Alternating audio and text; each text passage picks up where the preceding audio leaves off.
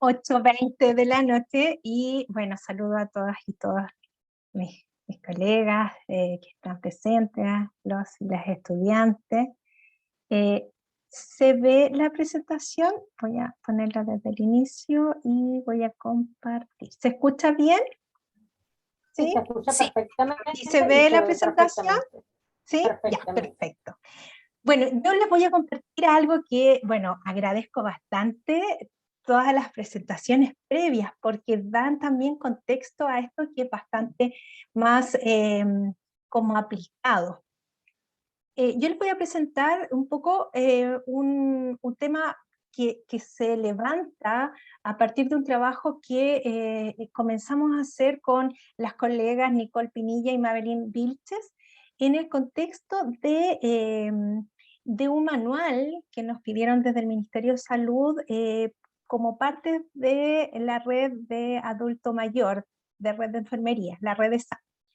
Nosotros empezamos a hacer un trabajo ahí para un manual y a partir de eso empezamos también a hacer un levantamiento, un estudio con diversas fuentes, ¿cierto? Respecto a cómo poder abordar la problemática asociada a la pandemia con las personas mayores. Y entonces empezamos a revisar bibliografía y elaboramos este material, que es un material que también puede ser utilizado a nivel de docencia. La verdad es que no es un gran descubrimiento, es algo que se ha trabajado en otras instancias, solo lo que hicimos fue hacer un levantamiento, hacer un ordenamiento, como una sistematización, y además asociarlo a la pandemia y a la situación de pandemia, principalmente a nivel de Chile, y en la temática de personas mayores. Como, solo para contextualizar, esto ya lo sabemos, pero como para entender un poco por qué empezamos a mirar este proceso de enfermería con estas características, empezamos a levantar información respecto a lo que había actualizado respecto a la pandemia. Y bueno, se plantea como una crisis combinada asimétrica, que nos pareció un concepto bien interesante, porque existe un impacto a nivel sanitario, ¿cierto? Pero también económico muy importante y social. Y cada una de estas áreas, de estos ámbitos, se influyen mutuamente. Y además, dentro de estos distintos ámbitos hay grandes asimetrías entre las distintas personas que están involucradas. Entonces, la complejidad está muchas veces del abordaje de la pandemia en los distintos países ha estado dado por esta complejidad y esta influencia que existe entre estas tres áreas y que obviamente pone en evidencia a grupos que, donde existe mayor desigualdad, donde se ha visto en concreto en evidencia, como también planteaban mis colegas ahí, la crudeza de las inequidades en distintos ámbitos, ya las inequidades sanitarias, las inequidades económicas, las inequidades sociales. Entonces, también esta situación de pandemia está demandando, dadas estas características, que nosotros miremos el abordaje y el planteamiento de estrategias de salud con un enfoque integral y centrado en las personas, que cada persona tiene distintas características. Y bien, esta es una situación de salud pública donde se tiende a generalizar, las individualidades son las que marcan las diferencias y marcan la diferencia entre la salud, la enfermedad, incluso la muerte de las personas. Pero cuando nosotros visualizamos solo la parte salud y no miramos lo económico y lo social, entonces también estamos cometiendo errores importantes en el abordaje de la pandemia. Como mencionaba el colega que presentó al principio, ¿cierto? El colega Daniel claramente decía, es como cómo nos empezamos a dar cuenta de estas realidades, que muchas de esas realidades estaban ahí, no las habíamos visto solamente. Y además empezamos a aprender en el camino, y también lo relataba, ¿cierto? La colega, cuando plantea qué estábamos haciendo el día en que se presenta esta pandemia como tal. Entonces, aprendimos en el camino, con ensayo de error. Fue muy angustiante para muchas personas, sobre todo quienes tenían que estar, como acá en Chile, no sé si se denominó así en otros países, pero acá en Chile se denominaron las primeras líneas, porque además en Chile, contextualizando solamente, nosotros veníamos del año anterior, del año 2019, con un estallido social, que determinó también una serie de situaciones complejas en nuestro país, incluidos ciertas dificultades para el desplazamiento. Entonces ya teníamos como teníamos algunas dificultades para salir, incluso a nivel de docencia, a nivel de la formación en pregrado, de las universidades. Se tuvo que hacer ya en ese momento, en octubre del 2019, se tuvieron que empezar a hacer modificaciones a la forma, en cómo hacer docencia, y se empezaron a incluir metodologías a distancia. ¿Ya? Entonces nosotros veníamos con una situación, aparte de la pandemia, previa ya al 2019. En este caso, me voy a focalizar en las personas mayores que empiezan a presentar, y empezamos a vivenciar algo que ya estaba en artículos, ya estaba estudiado, estaba planteado abiertamente, de la situación que tenían las personas mayores a nivel mundial, pero en nuestro país también. Y como ya lo reiteraron el colega, hay cosas que son discurso y otras son los hechos. En general hay mucho discurso y poca acción respecto al abordaje de las temáticas gerontogeriátricas. Entonces, la situación de salud económica y social de las personas mayores, en este caso, evidencia un nivel de vulnerabilidad importante respecto a ser una población de riesgo. ¿Ya?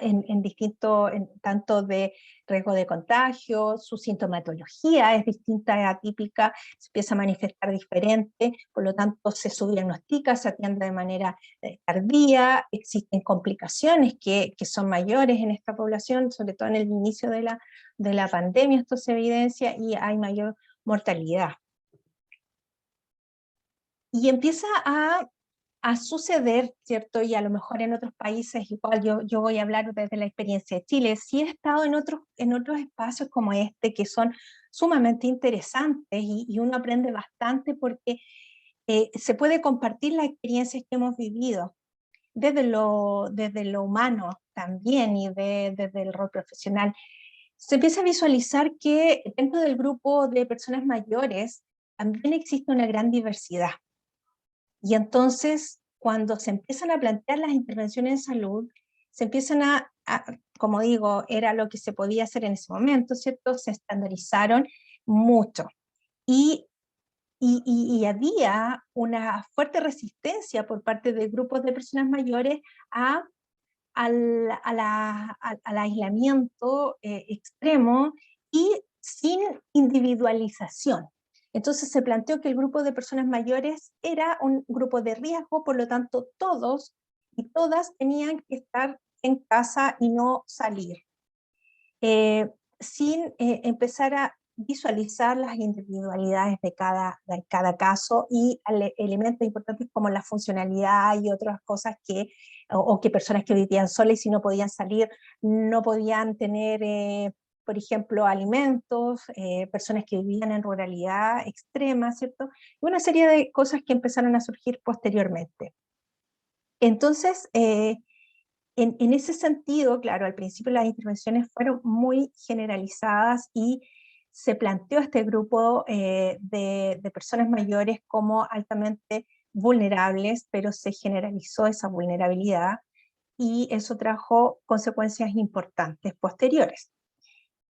Y en nuestro país había un movimiento importante por parte de las mismas personas mayores y de las personas que trabajábamos en el tema, por visibilizar esta situación. Pero no se visualizó al inicio, se empezó a visualizar posteriormente y se empezaron a hacer modificaciones. En esa situación nosotros, como les contaba con las colegas con las que hicimos este levantamiento, esta sistematización, se empieza a ya avanzada la pandemia, empiezan a surgir, ¿cierto?, los estudios, las investigaciones, la recogida de datos, se empieza a mostrar en la realidad de distintos países, de distintos contextos, y la valoración integral, individual de las personas, como también decía el colega Daniel, que era como el descubrimiento de la rueda en esta altura, cosas que nosotras como enfermeras y enfermeros tenemos claro. La valoración integral es muy importante, es la base de todo, ¿cierto? En enfermería se empieza a plantear que la valoración integral de todos los ámbitos de las personas, en este caso las personas mayores, era relevante y era clave. Pero dentro de las cosas que también era importante identificar, eran las situaciones y cómo el aislamiento estaba afectando a estas personas. También se empieza a evidenciar la soledad como un tema muy relevante. Las personas mayores plantean la soledad como una problemática previo a la pandemia, y ahora, posterior a la pandemia, o durante la pandemia, esto se incrementa. Y empezamos a ver inequidades, por ejemplo, y ahí puse esa foto, el acceso a la comunicación. Las personas mayores también es un tema que nosotros teníamos ahí en los libros, en los artículos, en las presentaciones científicas, tienen una brecha muy grande en el acceso a los medios de comunicación, en el acceso a la tecnología. Y en nuestro país se vio que esto fue terrible también porque aislaba más a las personas, y la soledad que quizás ya había instalada se incrementó. Entonces, y también se empieza a hablar y a evidenciar la estigmatización y el edadismo como un concepto relevante, donde las políticas públicas se instalaron a partir de la estigmatización y el edadismo respecto a las personas mayores. Y nuestra sociedad, esto que planteaba también Claudia, ahí un gusto de ver y escuchar a mi amiga Claudia, siempre es un gusto, eh, el que nosotras no pensamos en los derechos que son para todos, en que empezamos a estigmatizar y a aislar y a tomar decisiones también desde el paternalismo por hacerlo mejor, ya mejor que no salgan. Pero teníamos, por ejemplo, personas que no podían pagar sus cuentas porque no tenían acceso a internet, no tenían sus claves para no sabían usar la tecnología, no tenían dinero para pagar un plan de internet, o viven en sectores rurales donde, aunque pudieran haberlo pagado, no llegaba internet. Entonces, la protección de los derechos humanos empieza a ser muy importante, y el derecho de las personas mayores sobre todo, porque también existió a nivel mundial y a nivel nacional también ocurrió que se empiezan a evidenciar vulneración a los derechos, a las libertades individuales, y también al derecho al acceso a la salud, porque existieron muertes de personas mayores que pudieron no haber ocurrido por falta de atención oportuna, tanto de situaciones asociadas directamente al COVID, ¿cierto? Pero también, y todavía, y vamos a tener esas consecuencias ahora, a futuro, a la falta de atención de las enfermedades crónicas, al seguimiento, al acompañamiento, y una serie de situaciones como la discriminación en los servicios de urgencia, una discriminación por edad que se hizo muy grave sobre todo el primer periodo de la pandemia. En Chile nosotros teníamos un modelo de atención integral, eso nos da un paraguas, y eso es positivo. Y entonces, a partir de este modelo de atención integral que se plantea, donde los principios que orientan es que es un modelo que se instala en la red, sobre todo en la atención primaria, donde los principios son que debe ser centrado en la persona, que debe haber una integralidad de la atención y que debe garantizar la continuidad de los cuidados. Entonces nosotros tenemos un paraguas, pero lamentablemente esto está escrito, está planteado, hay recursos asociados, pero a veces se subutiliza, a veces se subaplica en nuestro país, lamentablemente. Pero es un paraguas que está y que es importante considerarlo, sobre todo en este contexto. Bueno, y respecto a nuestro gremio, nuestras colegas, nuestras compañeras y compañeros, bien lo decían mis colegas anteriormente, se plantea a la enfermera y al enfermero, por lo menos como acá en Chile, como los primeras líneas, como los héroes y las heroínas, ¿cierto? Se les dan aplausos, se plantean cosas simbólicas, pero efectivamente volvemos a lo mismo. En Chile hay una precarización de la enfermería, de los profesionales de enfermería previo ya a la pandemia, y a partir de la pandemia se evidencia la necesidad de más enfermeros y enfermeras en los distintos espacios, sobre todo intrahospitalarios, y por situación de emergencia, ¿cierto?, se autoriza la contratación de profesionales, incluso de estudiantes de cuarto y quinto año, ¿cierto? Entonces, claro, esto es, todas las personas que a lo mejor estaban sin trabajo, estaban con trabajo, pero también había una situación en que nuestros y nuestras colegas estaban muy cansados. Al principio la adrenalina, por supuesto, ayudó, pero ya en este momento tenemos una situación crítica también. Muchas personas con licencia médica en distintos espacios, no solamente en los hospitalarios, sino que también en la atención primaria y en las instituciones educativas, donde si bien nosotros como profesionales de enfermería, como docentes, ¿cierto?, a lo mejor no estamos como en esta lucha directa, ha sido muy difícil para todos y todas poder como continuar de alguna manera, por ejemplo, a nivel de docencia. Y vimos también que nuestras colegas, las enfermeras y enfermeras a nivel del país y a nivel mundial también, fueron, como mencionaba también la colega que presentó desde la experiencia en España, quienes gestaron, quienes hicieron mucha gestión desde la experiencia en niñas, desde la experiencia en vacunación. Acá en Chile la vacunación está a cargo de enfermería, pero los créditos no se los lleva enfermería. Y también vemos, y ahí puse una foto de una colega que iba con su violín, empezamos a ver si la enfermería desde esta identificación de necesidades, de la humanización, de la atención, en pequeños gestos, ¿ya? Y también otra cosa que quiero mencionar es el rol importante que igual como enfermeros y enfermeras docentes hemos seguido cumpliendo, y que también, por supuesto, si uno pone en la balanza, por supuesto que las personas que están en la atención directa clínica están muy desgastadas y desgastados.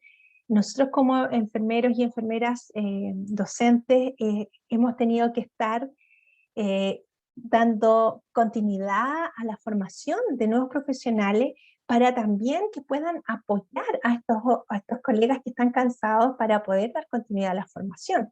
Y como mencionaba hace un rato, fue muy difícil, por ejemplo, para nuestros estudiantes el año 2020, el no poder asistir a los campos clínicos.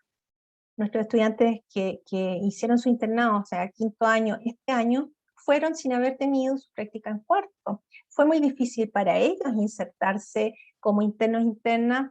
Estoy hablando de la universidad, en este caso la Universidad de O'Higgins, en este momento que yo está ubicada en una región de Chile, cercana más o menos 1 hora y media de Santiago. Entonces, se sigue trabajando en la formación y dentro de lo que nosotros evidenciamos también desde la experiencia, pero también desde lo que nosotros levantamos en la búsqueda bibliográfica con mis colegas, es que había un consenso en que la pandemia nos demanda acción, decisiones en el momento y una situación incierta total, donde no sabíamos y no teníamos claridades de nada. Y entonces, ¿qué ayudó a la enfermera y al enfermero a cuidar y a gestionar los cuidados de manera adecuada? Fueron las claridades disciplinares, su juicio profesional y la toma de decisiones basada en esta disciplina, el conocimiento disciplinar. Y esto lleva a la toma de decisiones en contextos inciertos. Porque como plantea, por ejemplo, Patricia Benner desde Novato a Experto, ¿cierto? No son los protocolos que están establecidos los que hacen que nosotros cumplamos o no la gestión del cuidado. Nos colaboran, pero la gestión del cuidado está basada en el juicio profesional, en la capacidad de reflexión. La reflexión mientras yo estoy haciendo y posterior a ello, en la capacidad de aprender y de tomar el conocimiento desde la evidencia, y en este contexto de pandemia no había mucha evidencia al principio.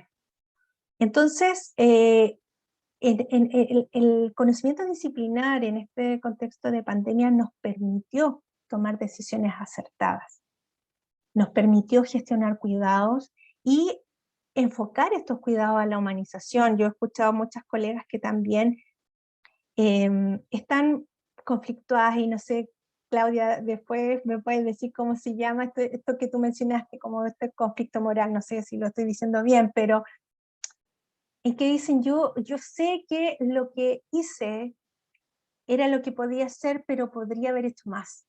Sobre todo desde el punto de vista de los pacientes críticos, después que pasaban la situación crítica, el tema de la rehabilitación, por ejemplo.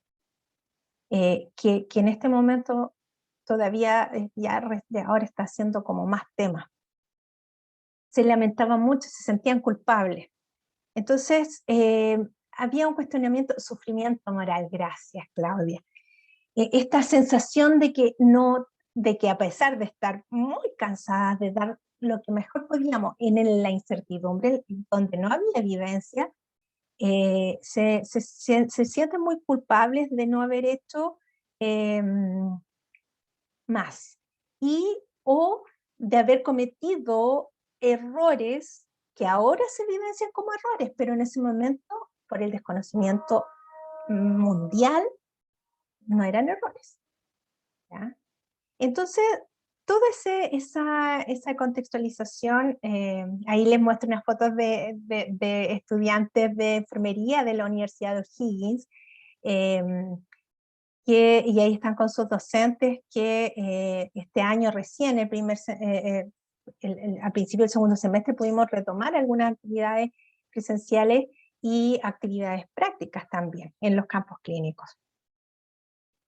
Entonces, bueno, no voy a repetir esto, lo voy a colocar ahí porque ya lo mencionaron muchos de los colegas anteriores y mucho mejor, ¿cierto?, elaborado que lo que yo les presento, pero surge entonces este concepto del cuidado humanizado, que marca la diferencia. Donde si yo lo tengo claro, donde si yo tengo el concepto interiorizado, donde de verdad me hace sentido, independiente de una situación de pandemia como esta, voy a intentar aplicarlo. Va a ser parte de mi sello, va a ser parte de mi quehacer permanente. ¿Ya? Entonces, en ese caso, ¿cierto? Un poco lo que mencionaba Claudia también, y Daniel, y la colega que estoy viendo aquí, Mireia, la compasión, el cuidado, los elementos éticos, como desde los patrones de conocimiento también que mencionaba Claudia, cómo todo esto se activó y se evidencia en el cuidado de enfermería en este contexto de pandemia. Pero ¿qué sucede desde la atención de personas mayores? Esto nos va llevando a que a nivel de la atención gerontogeriátrica en Chile, hay una tendencia a la medicalización extrema y a la mirada biomédica de las personas mayores. Se olvida un poco el enfoque gerontológico. Y este enfoque gerontológico es muy relevante a la hora de brindar cuidados humanizados y brindar cuidados que sean pertinentes a las personas, y en este caso a las personas mayores, ¿ya? Porque este enfoque gerontológico nos permite también sacarnos el estigma, el edadismo para la toma de decisiones, ¿ya? Entonces, en la atención hacia las personas mayores, yo no sé si alguien acá también trabaja en el área de gerontogeriatría, se tiende, ¿cierto?, a trabajar desde la mirada más geriátrica, más biomédica, y en mi opinión personal, y asumo toda la responsabilidad, creo que como enfermeras y enfermeros en el área de gerontogeriatría tendemos mucho a subordinarnos al contexto biomédico y a lo geriátrico, porque es lo que más se lleva y es lo que más se acepta. Pero hay un discurso desde la mirada geriátrica integral y la instalación de un instrumento que es la valoración geriátrica integral, que se ha extendido y que es bastante efectivo y es muy positivo, que dentro de los equipos de atención a personas mayores, como una forma de homogeneizar, ¿cierto?, lo que cómo se valora, cómo se evalúa a la persona, y luego la toma de decisiones para la intervención, se trabaja desde la valoración geriátrica integral. Y como enfermeras y enfermeros tendemos, ¿cierto?, a seguir esta corriente. Y entonces empezamos a darnos cuenta, con las colegas con las que hemos trabajado y desde un análisis también previo en el área de gerontogeriatría en enfermería, que nosotras como enfermeras y enfermeras tenemos una diversidad de teoría, de modelos y de instrumentos propios disciplinares que subvaloramos y subutilizamos.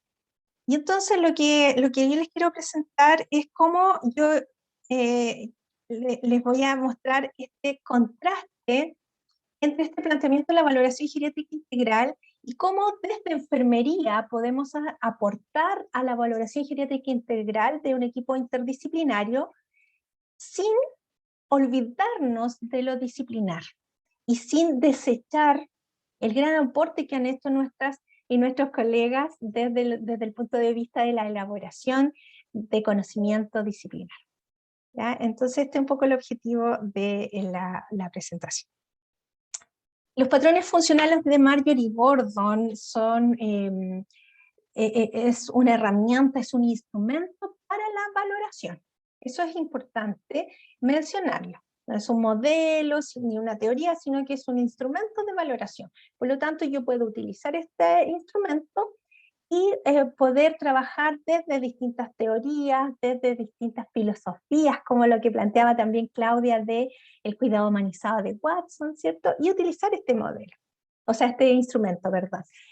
Y Gordon plantea 11 patrones funcionales, y entonces yo hice un parámetro acá y se los voy a mostrar de cómo la valoración de enfermería utilizando los patrones funcionales se contrasta y se puede contrastar con la valoración geriátrica integral.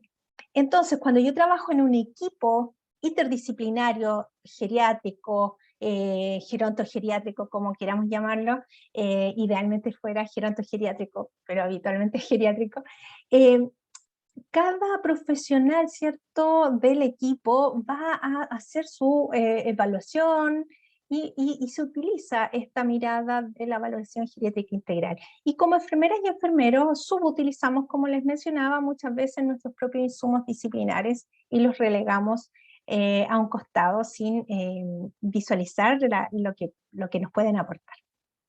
Entonces, solo como recordatorio, este proceso de enfermería que nosotros tenemos como parte de nuestras herramientas para el juicio clínico, para el juicio profesional, ha sido muy relevante en este contexto de pandemia, de esta incertidumbre, como ya les mencionaba. Entonces, esto que yo les explicaba, también es importante el realizar esta valoración utilizando los patrones funcionales de Gordon, porque además luego nos aporta y nos ayuda a desarrollar el resto del proceso de enfermería, por ejemplo, el proceso de diagnóstico, si nosotros usamos NAMDA, y el proceso, ¿cierto?, de planificación si usamos el NICNOG. Entonces, ¿por qué? Porque actualmente están estructurados y están organizados utilizando los patrones funcionales de Gordon. Y aquí esto es un ejercicio, ¿ya? Yo les quiero mostrar el ejercicio que nosotros hicimos. Entonces, la valoración geriátrica integral, como les mencionaba, es una valoración que aborda las distintas áreas que se deben abordar para considerar integral esta valoración. Cosa que en enfermería es parte del cotidiano, ¿cierto? Entonces, para esta valoración geriátrica integral se utiliza como insumo todas las herramientas que el profesional, cualquier profesional del equipo, tiene para poder realizar esta valoración. Entrevista, examen físico, aplicación de instrumentos estandarizados, todo lo que esté a su alcance para realizarlo de la mejor forma, y habitualmente los equipos que atienden personas mayores posteriormente se reúnen y visualizan el panorama completo interdisciplinariamente o transdisciplinariamente cuando es un equipo mucho más complejo. Y entonces acá les muestro los 11 patrones de Gordon, ¿cierto? Que son estos que están a mi izquierda, y está el nutricional metabólico, eliminación, sueño, descanso, sexualidad, reproducción, que según el análisis que nosotros hicimos corresponderían al área de la valoración geriátrica integral, al área médico-clínica que se denomina en esta evaluación geriátrica integral. También en los patrones de Gordon tenemos el cognitivo perceptivo, el autopercepción y autoconcepto, que según lo que analizamos, correspondería al área de evaluación geriátrica integral, el área mental. Y los patrones de actividad, ejercicio, adaptación y tolerancia al estrés, percepción y control de la salud, y valores y creencias, se podrían englobar, ¿cierto?, en el área funcional de la valoración geriátrica integral. Y finalmente, el patrón de rol-relaciones se puede englobar en el área social de la valoración geriátrica integral. Por lo tanto, si nosotras como enfermeras aplicamos la valoración usando el instrumento de Marjorie Gordon de patrones funcionales, ¿cierto?, podríamos perfectamente después llegar a esta reunión, este aporte que luego tenemos que se hace a la evaluación geriátrica integral interdisciplinaria, con una evaluación geriátrica integral a partir de un instrumento de enfermería y con una mirada fuertemente disciplinar. Entonces ahí yo les voy a desglosar un poquito para explicarles, por ejemplo, desde el punto de vista de la pandemia, es el ejercicio que nosotros hicimos, desde el punto de vista médico-clínica, en el área que tiene que ver con las personas mayores, hay un elemento que desde la evidencia se plantea de manera muy importante, que es la atención que debe haber al área nutricional metabólica, por ejemplo, asociada a la comorbilidad de diabetes, ¿ya?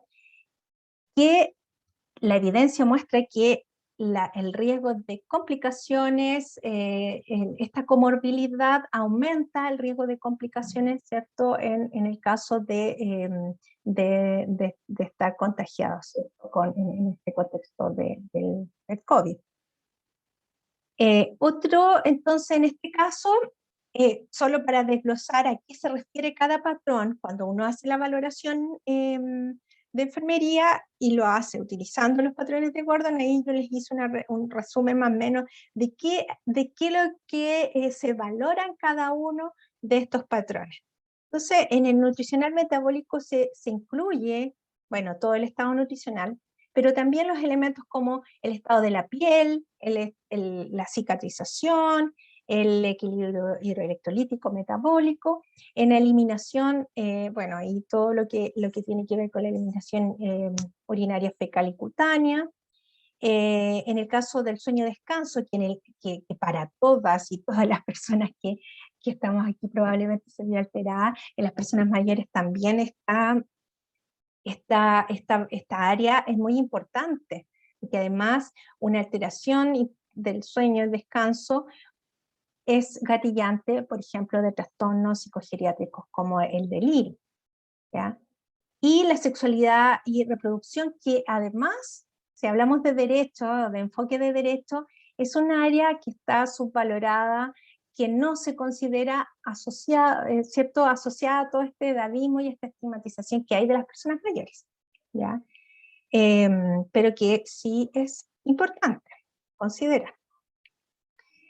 Respecto al área mental de la evaluación geriátrica integral y al área cognitivo-perceptivo y autopercepción y autoconcepto en los patrones funcionales de Gordon, dentro de las consideraciones está la identificación desde la evidencia del delirium como un síntoma de COVID en personas mayores. Como les mencionaba, al inicio no había mucha información y por supuesto las personas mayores tenían síntomas atípicos, incluso podían no tener fiebre, que era el síntoma como característico. Entonces sí se empezó a evidenciar que el delirium o delirio, que en la literatura aparece de las dos formas, es y ha sido detectado como un síntoma en personas mayores, ¿ya? Entonces al valorar esta área era importante valorar si la persona tenía o no sintomatología del delirium, y entonces hay distintas pautas que se pueden aplicar para identificar riesgos de delirio. Y entonces ahí está toda la valoración que además esta área cognitiva perceptiva de patrones funcionales y de autopercepción y autoconcepto, también nosotros podemos utilizar herramientas como el examen mental para profundizar en la valoración de esta área, ¿ya? Y un elemento importante es el tema del suicidio. Desde el punto de vista del autoconcepto y la autopercepción. El suicidio en personas mayores, por lo menos en Chile, es un tema que se subdiagnostica, se considera quizás como tabú, no se identifica como un problema, pero es gravísimo, ¿ya? Las personas mayores se están suicidando con, con, con em, con medios que son letales, o sea, y eso da una connotación importante al estudio cuando uno estudia respecto al suicidio. Si lo asociamos a la soledad, si lo asociamos al aislamiento y a una serie de elementos que se dieron en la pandemia, hay un alto riesgo en las personas mayores.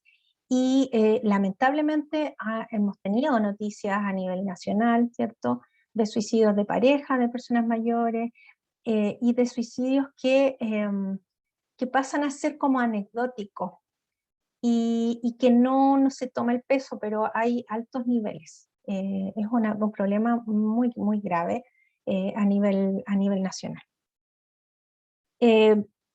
Y los sentimientos de valía, el sentirse capaz, el sentirse que puedo hacer, que quiero seguir viviendo, todos esos elementos hay que indagarlos. Es muy importante, y muchas veces con las personas mayores, como les digo, si no nos sacamos el edadismo de la cabeza, va a ser muy difícil que profundicemos en la valoración de las personas mayores y que de verdad identifiquemos cuáles son sus requerimientos de cuidado en este caso. Bueno, la actividad de ejercicio, y ese es un elemento que es muy complejo y que se ha visto que se ve muy alterado en las personas mayores y que es parte del síndrome post-COVID, no solamente las personas mayores, sino que en todas las personas, en muchas de las personas que han tenido la enfermedad y además que han tenido complicaciones asociadas a la enfermedad. Entonces, acá, por ejemplo, en actividad de ejercicio se incluye todo lo que son los signos vitales, ¿cierto? Y una serie de otros elementos que son importantes, y también la adaptación y tolerancia al estrés. Y acá es importante también el tema de la adaptación al estrés y la adaptación a la situación y a los contextos en el que nos encontramos. Entonces, otro elemento importante es la percepción de la salud y el control de la salud, ¿ya? Y esto tiene que ver con el área funcional, y entonces también acá en todos estos aspectos se puede hacer una valoración utilizando pautas que existen estandarizadas y que se aplican, ¿ya? Y que podemos tomarlas como herramientas para ello. Y acá, dentro del área social y de rol y relaciones, es importante en lo que tiene que ver con la valoración de los requerimientos de continuidad de cuidado, por ejemplo, posterior al alta, sobre todo en el caso de COVID, que tiene que ver con los requerimientos, por ejemplo, posteriores funcionales, y la red familiar que pueda haber para poder apoyar a esta persona.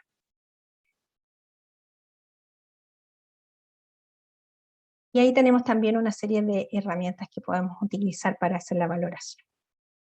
Bueno, y a partir de eso podemos hacer estos diagnósticos utilizando NANDA y utilizando también la planificación, Nick y Knock, y a través de la búsqueda bibliográfica. Yo solo les quiero mostrar esto es un ejercicio que hicimos, y si ustedes lo requieren, por supuesto, se los puedo compartir. Esto es un ejercicio de búsqueda bibliográfica que hicimos respecto a los distintos niveles de atención. Y a los grupos, entonces, en el nivel primario está la población general de personas mayores, en el nivel secundario los grupos de riesgo y casos específicos, por ejemplo, las personas que tienen alguna morbilidad previa, y en el nivel terciario están las personas que están con COVID con complicaciones, ¿ya? Y acá están, ¿cierto?, los diagnósticos NANDAS que pudieran ser relevantes, dependiendo, ¿cierto? Cuando yo hago la valoración a través de los patrones funcionales, identifico cuáles son los disfuncionales, ¿cierto? Y puedo hacer estos diagnósticos. Y respecto al plan de cuidado, podemos utilizar entonces el NICNOC, utilizando, por ejemplo, el NN Consult. También pudimos identificar, y tomando algunos artículos científicos de sistematización, estas sugerencias de Nick y Knock, por ejemplo, para cada una de las distintas áreas, por ejemplo, en el nivel primario, ¿ya? Si tenemos un diagnóstico, una etiqueta NANDA de riesgo de contaminación, cuáles serían el NOC y cuáles serían los NIC asociados, ¿ya? Es bien interesante porque a veces esto se podría trabajar en pregrado, por un lado, pero también se está utilizando y lo están trabajando las colegas y los colegas en la atención que están en el área clínica. Ahí está lo del nivel secundario, por ejemplo, también con NICNOC, y en el nivel terciario, donde también aparece algo muy importante en este nivel terciario dentro de la intervención en la gestión de casos: la educación para la salud, el mejorar la comunicación, el apoyo espiritual, la escucha activa. Si se dan cuenta, son elementos que ya conversamos que son fundamentales y se asocian al cuidado humanizado. Y algo importante es considerar dentro de los diagnósticos y de las intervenciones el cuidador o el riesgo de cansancio del cuidador, o ya el cansancio del cuidador puede ser de distintas situaciones, eh, dado los requerimientos de cuidado y de continuidad de cuidados que pudiera presentar una persona que tuvo complicaciones y que luego es dada de alta. Y bueno, como reflexión final, solo mencionar que el tener claridades disciplinares, el entender la disciplina de enfermería es fundamental. Y se los menciono como algo que puede verse como que es obvio, pero no es tan obvio. Lamentablemente, a veces hay colegas incluso que dicen que lo disciplinar, las teorías, lo teórico, las disciplinas de enfermería es como que es tedioso. Muchas veces nuestras y nuestros estudiantes también como que se aburren un poco de repente cuando los primeros años trabajamos esto. Pero lo importante es ver el lado motivador de lo disciplinar, es cómo yo lo voy integrando, y recordar también que mucho de lo teórico y de lo disciplinar surge del cotidiano clínico, del quehacer de la enfermera y el enfermero. Ya nuestras teoristas, la mayoría han sido enfermeras que se han aplicado esto, y a partir de eso emerge lo teórico. Así es que eso quería mencionarles. Yo espero no haberme pasado mucho en el tiempo. Les dejo también ahí alguna bibliografía. En este momento hay bastante bibliografía, hay bastante fuente, hay bastante que uno puede servir para poder desarrollar prácticas también basadas en la evidencia. Muchas gracias.